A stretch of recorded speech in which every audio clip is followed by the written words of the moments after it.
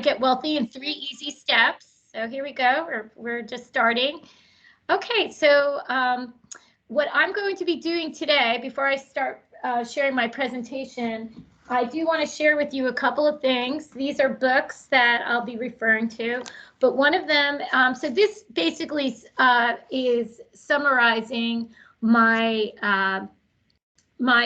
basically the fourth part of my 100 level economics course is on personal finance, and I kind of summarized 12 points into 3 for this presentation. But the book is called Common Sense Economics, and if you're interested or after this presentation you would like to get a free digital online copy of the book, it's called Common Sense Economics, I can hook you up with that. So just let me know, and I can share a link with you that will get you started. You won't even need a password. You'll just need a new username, and you get started with. And you could read in more detail the things that I'm going to be covering today. Some other books that I just would like to bring to your attention is this one is called What Color Is Your Parachute? This is an excellent book for those of you who are not sure what you want to do for the rest of your life. This is a great book that helps, basically gets you to go through a bunch of reflective exercises. It is the book that I use that helped me become an economics professor. So I definitely am very passionate about this book, and it's something that I share with my students. So What Color Is Your Parachute is by Richard Bowles. It is now, well, I have the 2018 edition, but I think it's been around since the 1970s. Always, there's many additions to it, but it is comes out every year, and it keeps getting updated based on the current technology. So this when something's been around for that long, you know it's good. Okay, it keeps getting republished. And then finally, this is a great little book. It's called The Only Investment Guide That You'll Ever Need, and it's by Andrew Tobias. And this is a very easy to read book about personal finance. Andrew Tobias used to write for Parade magazine, which, you know, came out. It was like the little magazine that came out with the newspaper, and he's hilarious. So you get a lot of great information, but it's given to you in a very easy and fun way to read. So I just wanted to highlight those 3 books for you. All right, so let me just share my screen and we will get started. So bear with me one moment. Okay, how to get wealthy in 3 easy steps. Okay, now I need to get my, hold on, I need to get my mouse, here we go, to, oh, oops, dismiss, okay. All right, so let's get started. So what I'm going to ask you all to do is, hold on, let me just, I'm going to ask you to get out either, if you can open another page on your computer, you know, get to a website. Oops. You're not seeing, let me, bear with me again. I have a double screen monitor, and unfortunately, the screen that is with the PowerPoint presentation is not the screen that is here. Let me just hold on just a moment. I may need to share a different screen, so hold on.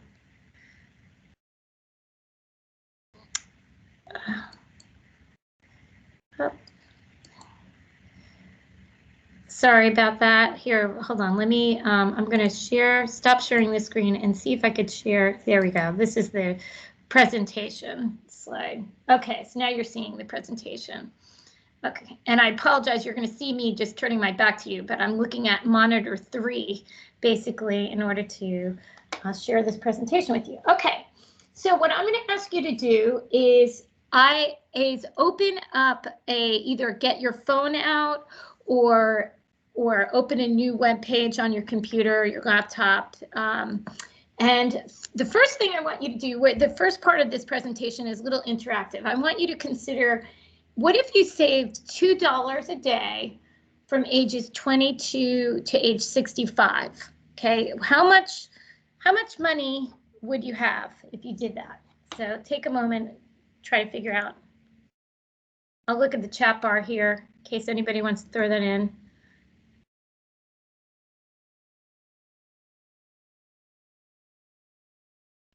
I'll be happy to share the titles with you after with regard to the textbook. So, okay, so let's yeah.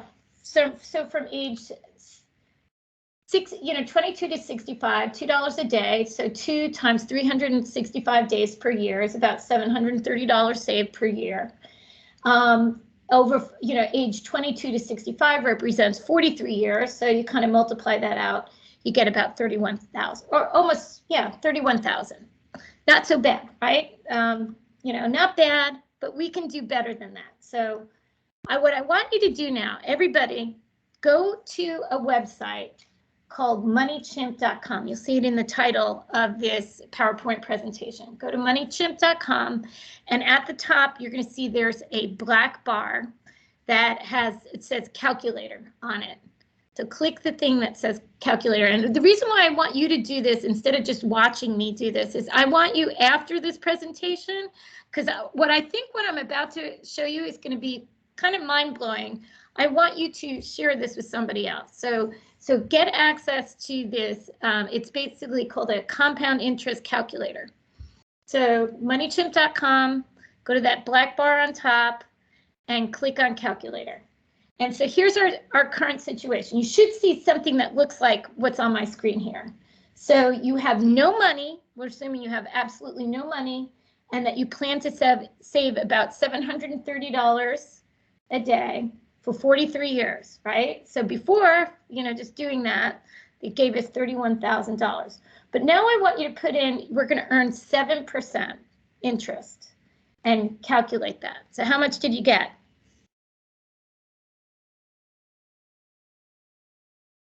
So I want to throw that in the chat bar.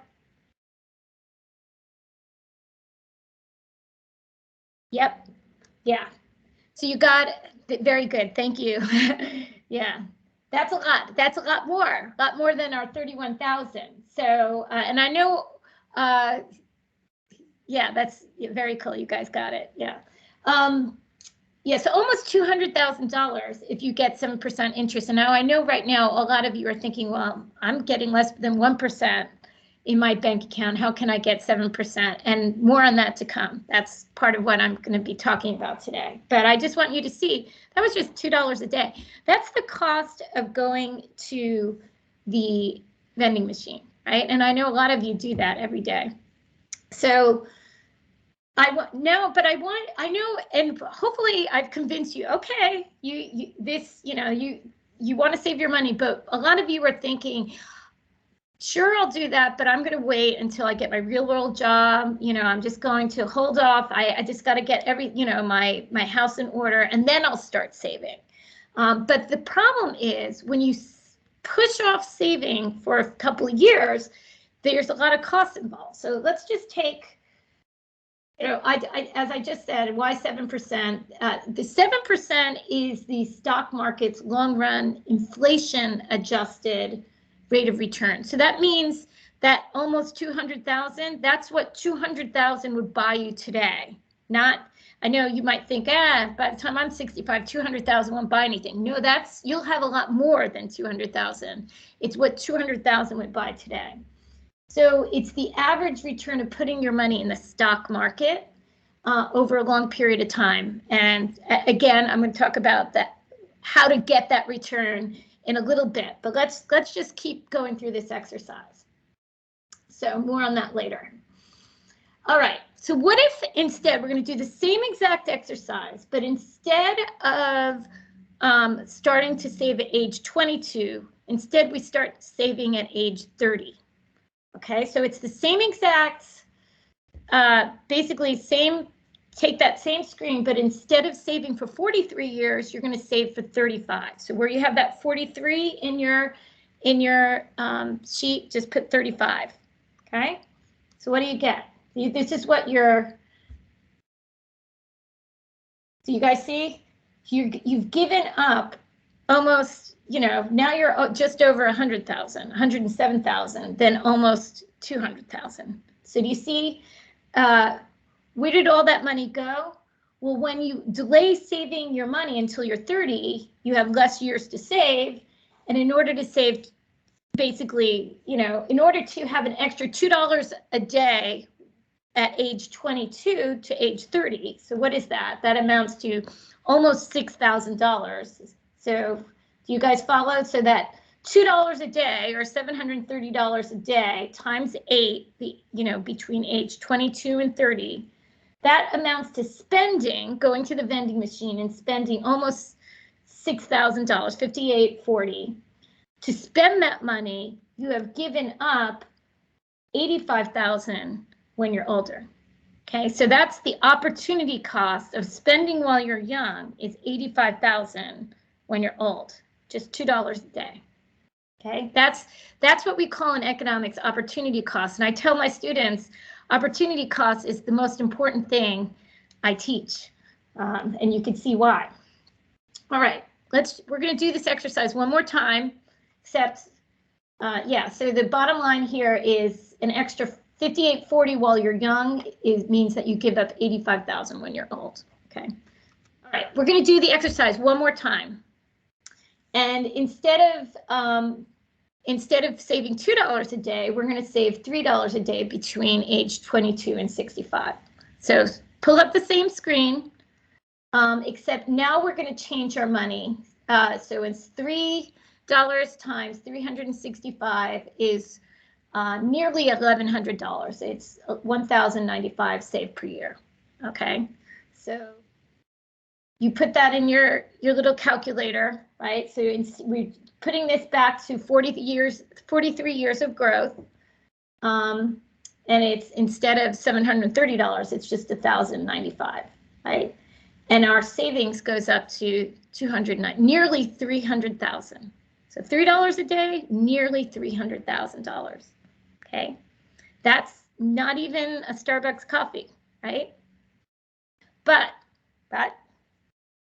you stop if you delay that savings until age 30. Try it again. Now instead of saving for 43 years, you save for 35. So yeah. So if you waited until age 30, you'd be giving up almost half of that, 161,000 now instead of nearly 300. Okay, so that's opportunity costs.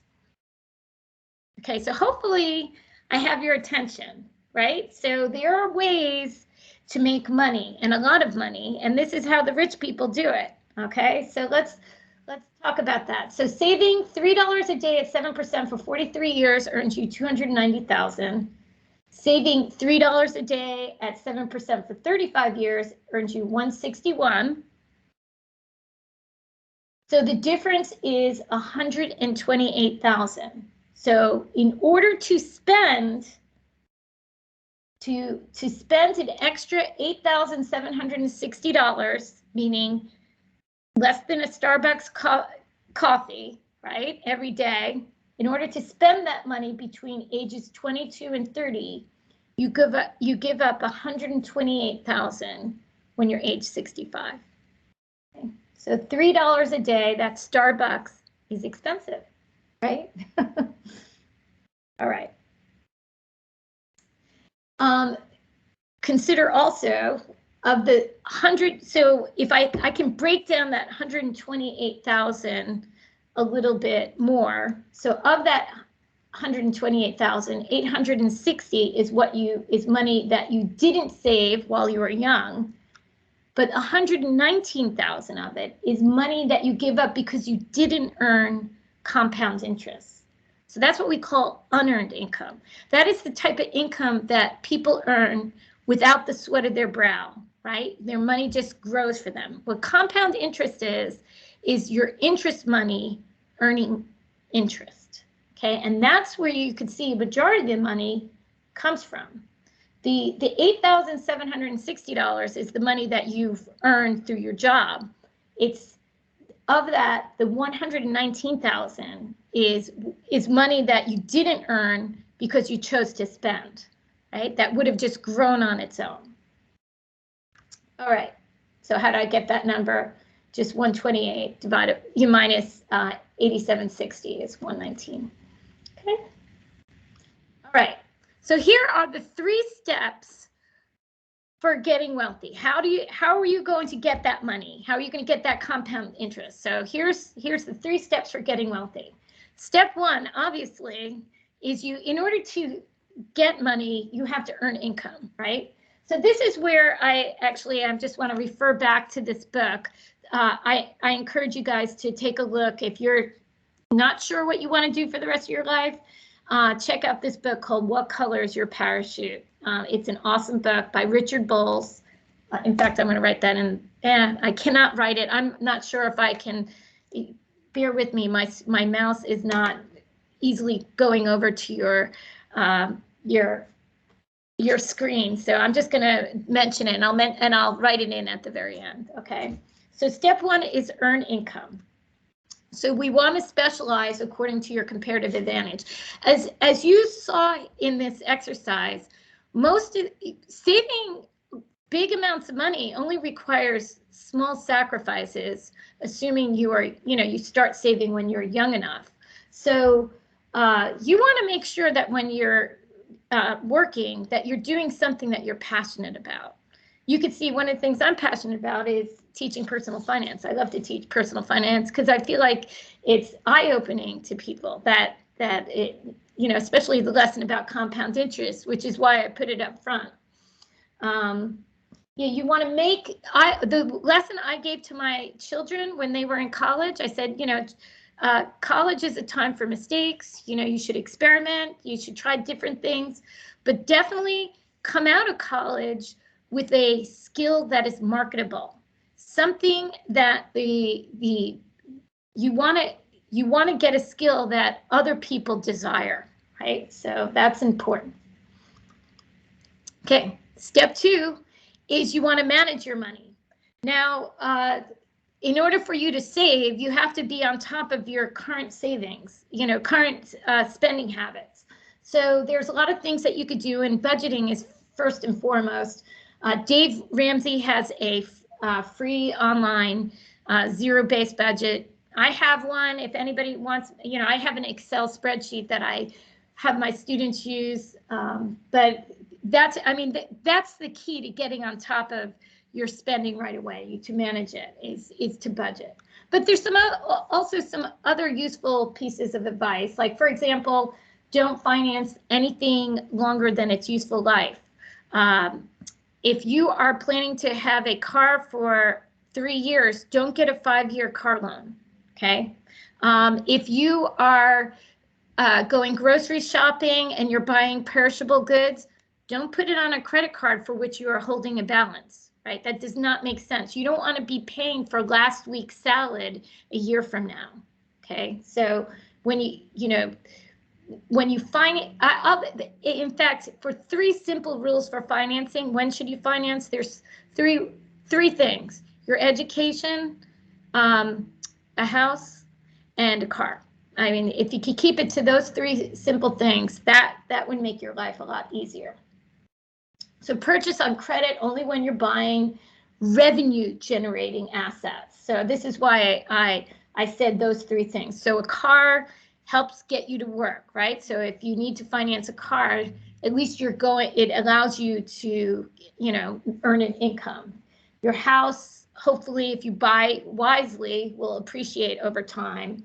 And of course, your education gives you a better return than even the stock market, right? So your wage is expected to increase, I think the current estimates might be around 17%. So that's good.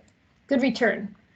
2 ways to get more out of your money: avoid credit card debt and consider purchasing used items. Like, there's you need furniture. Check out consignment stores. I believe you'd likely get higher quality furniture better than the stuff that's coming out nowadays. So it's not used cars are definitely a good way to go too.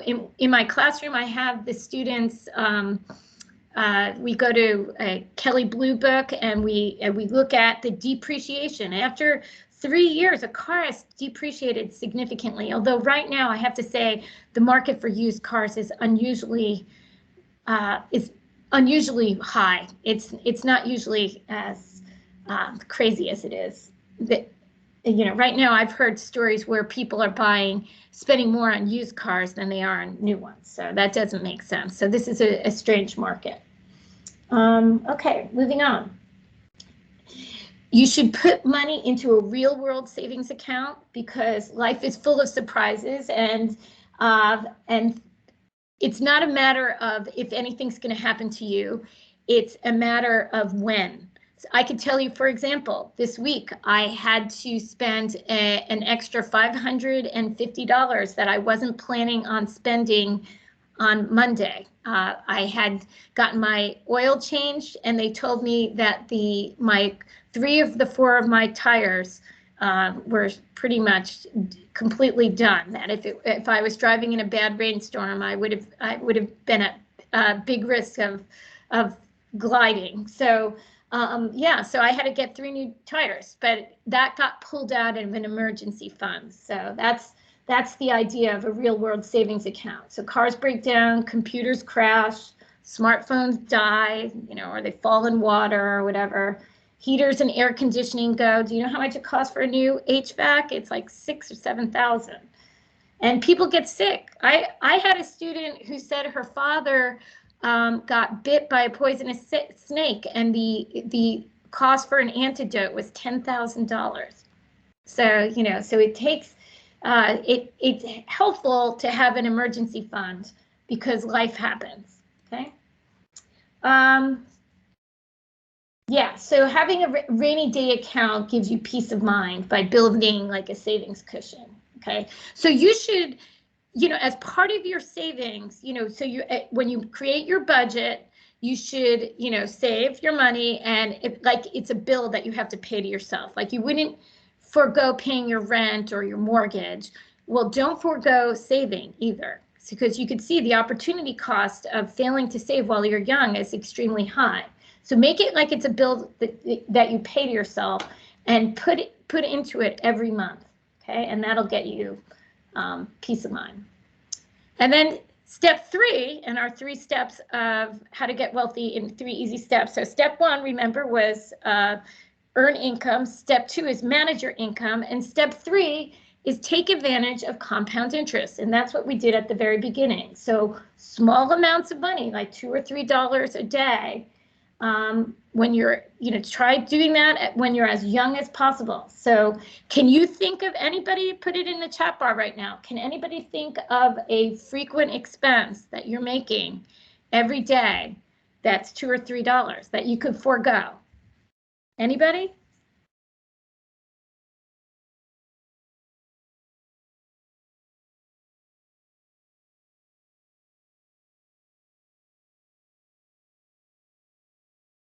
Yeah, frap at McDonald's. Yeah, ooh, I know. Sometimes it helps to break. It's going to be hard to break that habit. Yeah, snacks, coffee. Yeah, I'm sure every one of us has something that we just kind of get. Habits are, once you break them, though, then you can just move on and just put that money, away, and it really makes a big difference. Okay. Some people smoke cigarettes. I'm thankful that this is culture is changing. It used to be when I first started teaching here 17 years ago, so many of my students smoked. Takeout is another one. I agree with that. But nowadays it seems like not as many smoke, just based on polling in the classroom. So it's not a scientific study, but I don't see it as much. But if just consider the cost of, a pack of cigarettes. I know I'm using $3.75 for a pack of cigarettes. It's probably a lot more expensive than that. But it's, $13.70 a year, right, for a pack of cigarettes. What if you, instead of buying a pack of cigarettes starting at age 16 every day, you instead put that money away in a compound interest? It's $8. So just imagine whatever you're seeing here, it's like double, okay? So what you're seeing here is, so a student at age 16, instead of putting money for cigarettes, put the money in a compound interest account. You can see for the first 10 years, not much is happening, right? But as you're, now notice this black bar right here. So there's two bars. This is the money you save, and the black bar is the money that you earn through compound interest. So as I said, the compounding interest is the part that eventually the afterburners start taking off, and that's where you really earn your money. It's not the money that you're sacrificing. Here's the money that you sacrifice. It's in the light gray, but the black bar is the compounding interest, and you can see it doubles every 10 years. At 7% interest rate, your money will double. Okay, so that's so you could have, well, I guess it says here about almost 600,000 at 375. So you can imagine at $8 a pack, you know, yeah, 1.2 million, right? So, all right, so compound interest is powerful. So take advantage of it. Have your money work for you instead of against you. So what I was showing you earlier in this presentation is about saving, but when you borrow, the compound interest can work against you. It grows. You think, it's not really doing that much. Well, eventually, you know, when you carry a balance, that balance is going to grow, just like I just showed you on that previous graph. Yeah. See, I'll you know what? If I can figure out how to get this, or I will send Miss Hawkins my PowerPoint presentation, and she could send it out to you. I think I gave Miss Hawkins. I think I gave you the PowerPoint presentation. So I'm sure you could probably share that with everybody here. Okay. Yeah, so take advantage. So just as saving $2 or $3, and notice I use 7%. When you borrow, you're usually paying much larger rates, like 18% on your credit card. So think about that. So it's likely, yeah, as I said, it's likely you pay a higher interest rate on your debt than you're earning on your savings. So they can cost you a lot more. You consider the following. So it takes how long? You buy new clothes, go to a once-in-a-lifetime concert. You can see I'm kind of mimicking the credit card commercial.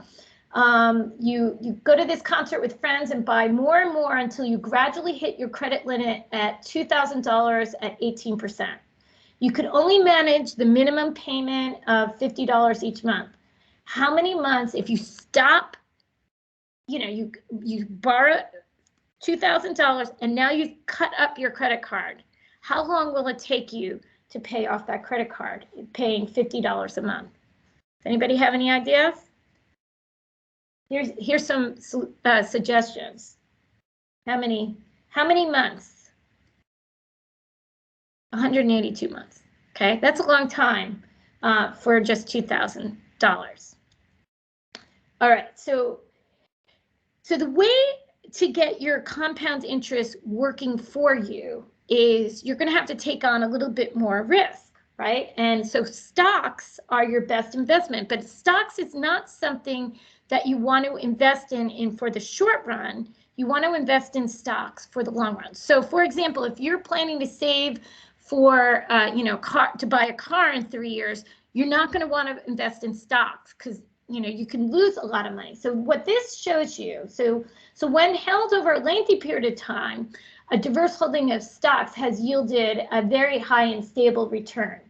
What this shows you is, so starting, let's just imagine we started at the year 1900. So it goes from 1900 to 1935. So 35 years, what was the best and what was the worst? So it goes, and then it goes 1901 to 1936, 1902 to 1937, right? So it keeps going up 35 years, and it looks at a diverse holding of stocks, and it says the best year you could do over a 1 year period is you could do quite well, like 47% return.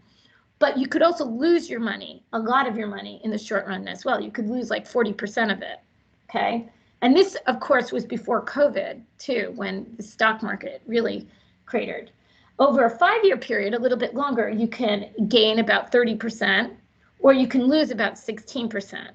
But notice the longer you hold your stock, so the lower your gain, but the lower your loss. The worst 35-year period, and I would imagine that year was when you invested in, let's say, October of 1929, and then went out to 35 years out from that, you're still made a positive return. In fact, 2.7% is basically around the average return for bonds. Okay, so the best you could do for stocks is about the average you could do for bonds over a long period of time. So the takeaway from this slide is that when you invest in stocks, you want to do it over the long run. Now you might think, I don't know anything about stocks, that's too scary for me.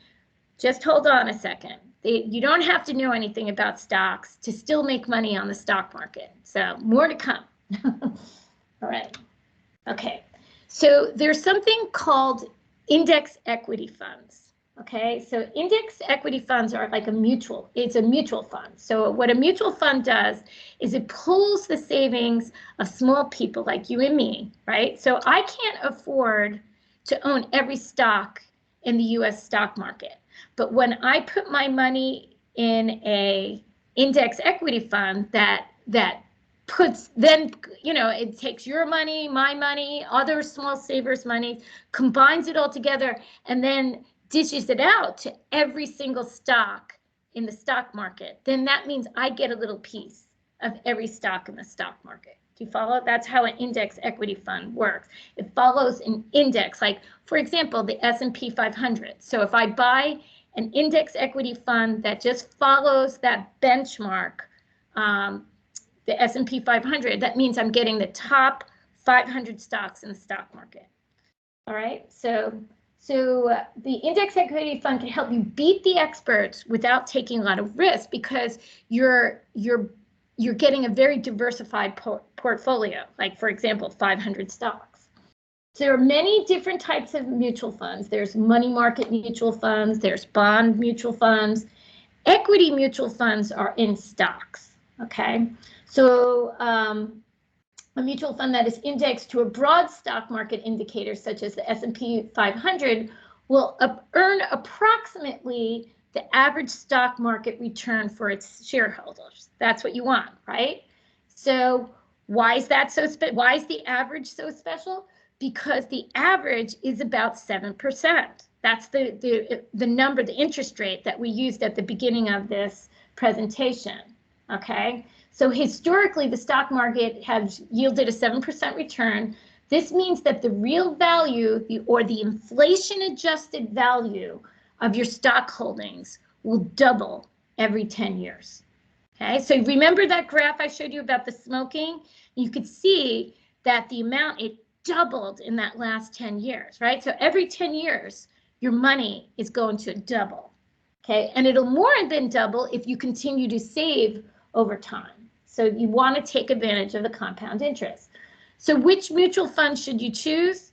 You have to, now this is where I can't cross that line. I can't say, because I work for an educational institution. So this is where I'm going to say to all of you, you have to do your homework and look for a mutual fund company that meets your needs. I would go with a very reputable one. So look at best of lists and so forth. Here's examples of companies that sell mutual funds. So Charles Schwab, Fidelity, T. Rowe Price, Vanguard, BlackRock is another one. So there's many different mutual funds out there. You would want to go to one that's very reputable. So everybody's situation is different. So you want to seek impartial professional advice when you're not sure what to do. So basically what a mutual fund does is it takes the money in your bank account, and this is, by the way, I'm just using JP Morgan as an example, not for illustrations, for illustration purposes. It takes the money in your bank account that's earning less than 1%, and allowing you to take advantage through that broad index equity fund. It allows you to get that 7% interest over time. You're not necessarily going to get it in year one, you'll get it over time. Now, and as your need for your money gets closer, then you would want to move from stocks, more from stocks to bonds. And that's where books like these two books. So the Common Sense Economics, this is the one that gives you, this is basically the kind of the advice that I, summarized from this book. But as I said, the only investment guide you'll ever need, same advice. When I see advice repeated from one book to the next to the next, I've read other investment books as well, and this is the same advice that is illustrated in each one of these books. This one's by Andrew Tobias. Let me just show you. This is the end of the show, but let me. Hold on. I want to show you a couple of things. I'm going to and this is just for illustrated purposes, but let me just show you. Oh, by the way, I encourage you guys to investigate Roth IRAs. So, hold on. Oh, hold on.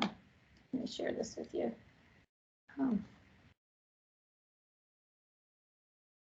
Okay. I'm not sure why I cannot share. Okay, I'm going to stop sharing. Hold on. I'm going to stop sharing I'm sorry, I'm confused about the way my monitors are. I'm going to stop sharing this screen and I'm going to go to my other screen.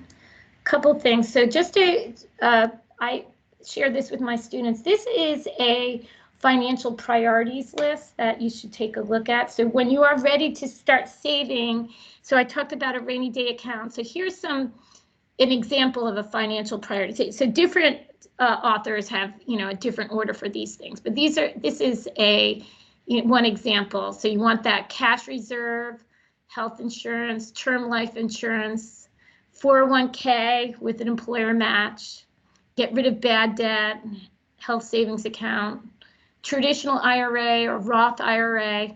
I'm a big fan of the Roth IRA. I think that you guys should start looking at that. Also, Roth 401k. And the difference between these, the ones that say Roth means that you're using after-tax dollars so that your money all your money grows tax-free.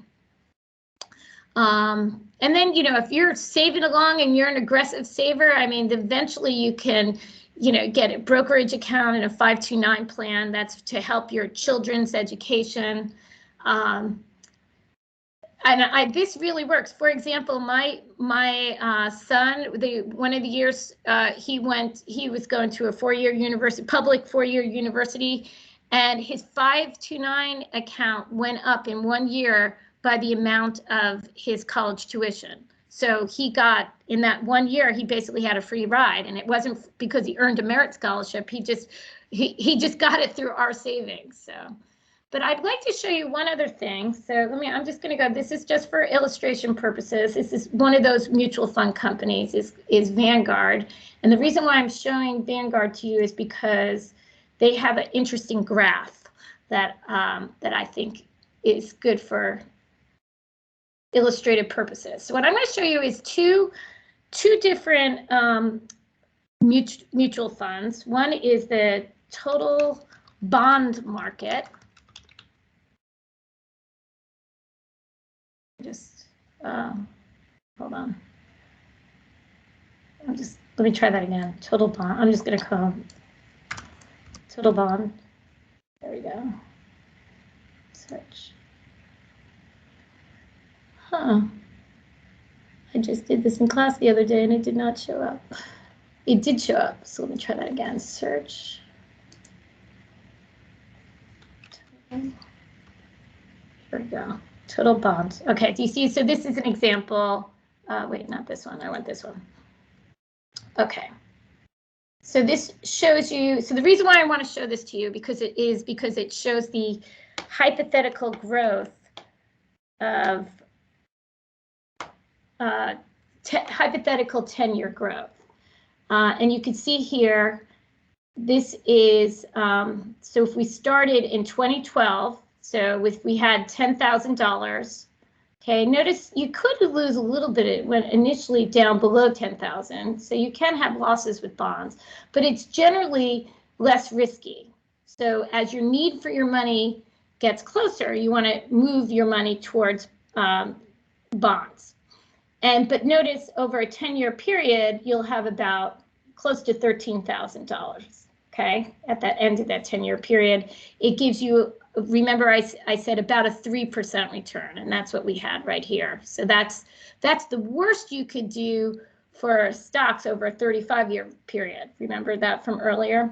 Okay, now let's search total stock. Let's see.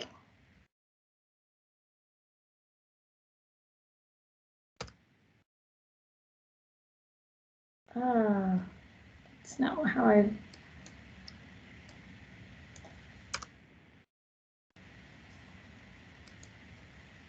Bear with me. Here we go.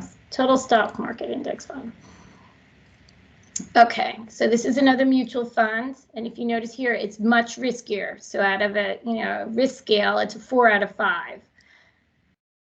But over the long run, so you could see over a 10-year period, if you started with $10,000, over that, now notice there's a lot of bumps, like here's the COVID bump. You went from, at this point, 27,000, and within a very short period of time, you were down to, let's see, I don't know if I can, oh, there, 21,000. You could lose thousands of dollars, but over a 10-year period, you started at $10,000, you have 37,000.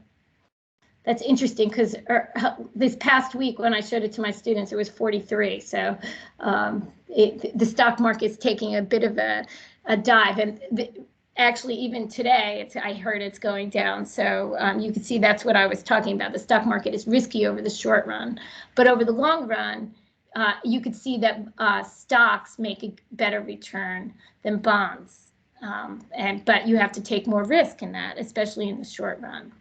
Okay. All right. Well, I am here to answer any questions. That's the end of my presentation. But if you have any questions, I'm here for. Oh, what's the name of the book? Okay. Okay. There are 3 books. Now I can type here. So there are 3 books that I recommend. So the book that I based my today's presentation on is called Common Sense Economics, and I did part 4. 4 is on personal finance. Okay, and that's by Gwartney et al. There's like 4 different authors. I think, hold on just a second and see if I could provide, if I could put in a link here.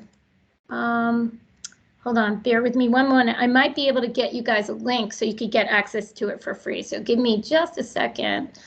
Where did I put this? Under getting started? Oh, wait, here we go. Getting started. Here. Edit.